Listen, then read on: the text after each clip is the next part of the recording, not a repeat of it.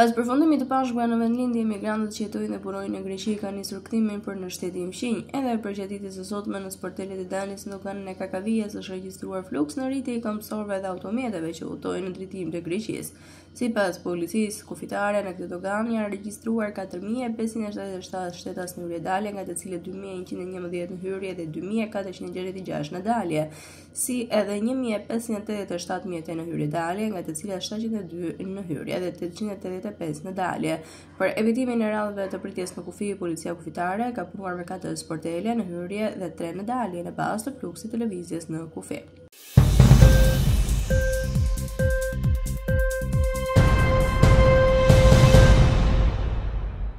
Pas ndikimit të gripit të shpendur në industrinë e vezëve në SBA, çmimi global i tyre është bërë një pikë qendrore për konsumatorët, veçanërisht në internet. Çmimi mesatar i vezëve në Bashkimin Evropian u rrit me 6.7% në mars të këtij viti, krahasuar me marsin e vitit 2024, sipas shifrave të publikuara nga Eurostat. Republika Çeke arriti të çonte deri në 46%. Hollanda gjithashtu pati një tjetër rritje, ndërsa në Greqi pati një rënje vetëm me 2% për gjatë muajt që lam pas. Deri më tani, në vitin 2025, çmimet e vezëve kanë vijuar të rritjen me një rritje për rreth 3.4% në muaj janar dhe me një rritje për 4.1% në shkurt, krahasuar me të njëjtën muaj të vitit 2024. Edhe në Shqipëri ka patur një rritje me 2% për sa i përket këtij produkti. Me e madhja për gjatë kësaj rritje ka qenë në shkurt të 2023 në 31.2%, krahasuar me të njëjtën muaj të vitit 2022. Megjithatë, vajojmë të kemi një rritje të çmimit të vezëve pothuajse në të gjithë Evropën, por edhe përtej saj.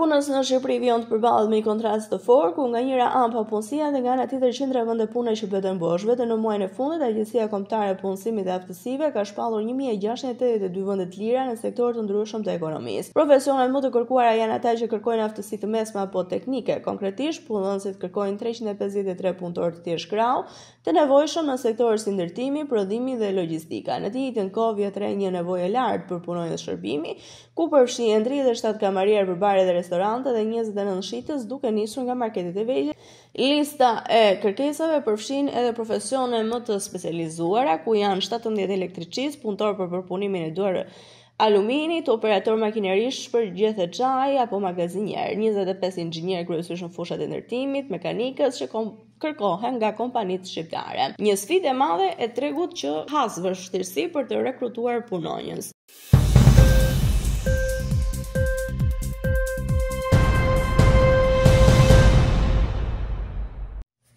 Për bizneset e vogla dhe të mesme ka qenë më e lehtë marrja e kredi në tremujorin e parë të këtij viti, ndërsa kryektësimi i standardeve të kreditimit pritet të vijojë edhe tremujorin e dytë. Të dhënat nga vërtetimi më i fundit i Bankës Qendrore mbi aktivitetin kreditues në vend tregojnë se kostot dhe kufizimet më të ulta nga bilanci bëjnë që bankat të tregohen më tolerante për sa i përket dhënies së kredive ndaj këtij segmenti të bizneseve.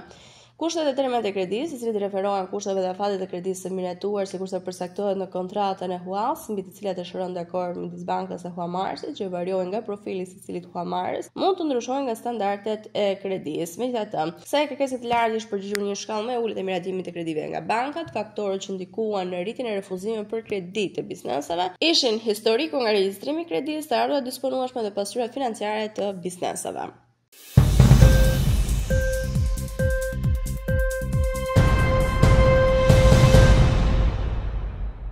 Edhe pse enda nuk ka hyrë në fuqi, tarifa prej 10% e vendosur nga presidenti amerikan Donald Trump për madhrat e importuara nga Shqipëria, ku një sektor që preket më shumë janë bimët medicinale, eksportet e këtyre të fundit kanë shënuar një rritje të ndjeshme. Për vetëm gjatë muajit mars janë eksportuar 377 ton bimë medicinale.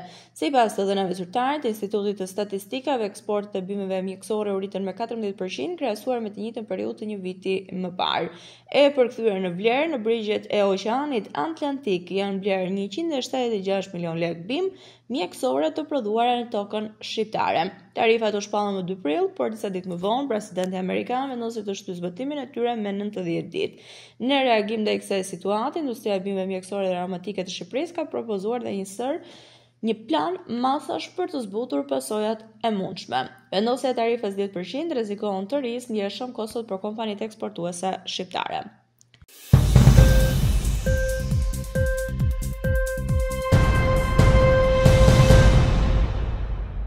Presidenti i SBA-s Donald Trump ka akuzuar presidentin e Ukrainës Volodymyr Zelensky se po dëmton negociatat për paqe pas deklaratës së tij të fundit se Ukraina nuk do të njeh kurrë kontrollin e Rusisë mbi Krimen. Në një postim në rrjetin social Truth Social, Trump tha se një marrëveshje për të përfunduar luftën ishte shumë afër, por refuzimi i Zelenskit për të pranuar kushtet e SBA-ve do të përshkallëzonte më tej konfliktin. Pak më herët, zëvendës presidenti i SBA-s J.D. Vance shpalosi vizionin e Shtateve të Bashkuara për një marrëveshje paqe, duke thënë se kjo do të ngrirte kufit territorial afër atyre që janë sot.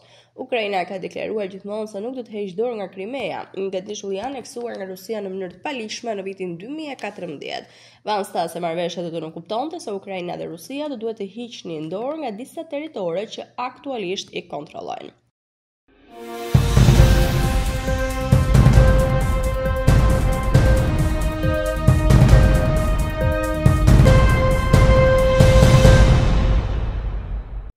Burime mjekësore në Gaza ka raportuar se të paktën 39 palestinezë janë vrarë dhe 150 tjerë janë plagosur në 24 orë të fundit, ndërsa ushtria izraelite vijon agresion gjenocidal në rajon. Sipas shifrave të fundit, numri total i të vdekurve palestinezë që nga fillimi i agresionit izraelit në tetor 2023 ka arritur në 51.305 me 117.96 persona të cilët kanë posuar lëndime. Zyrtarë shëndetësor theksojnë se gratë dhe fëmijët përbëjnë shumicën e viktimave. Burimet tregojnë gjithashtu se që nga rifidhimi i aksioneve ushtarake izraelite më 18 mars pas një armë pushimi 2 mujor, numri të vdekurve është rritur më tej me 1.783 me 4.683 lëndime shtesë të regjistruar përgjatë kësaj periudhe. Autoritetet shëndetësore në Gaza kanë deklaruar se shërbimet e urgjencës vijojnë të përballen me sfida të rëndësishme në rritjen e viktimave të shumta, por edhe të individëve që kanë mbetur të bllokuar apo kanë qenë në rënoja dhe të shpërndarë në rrugë.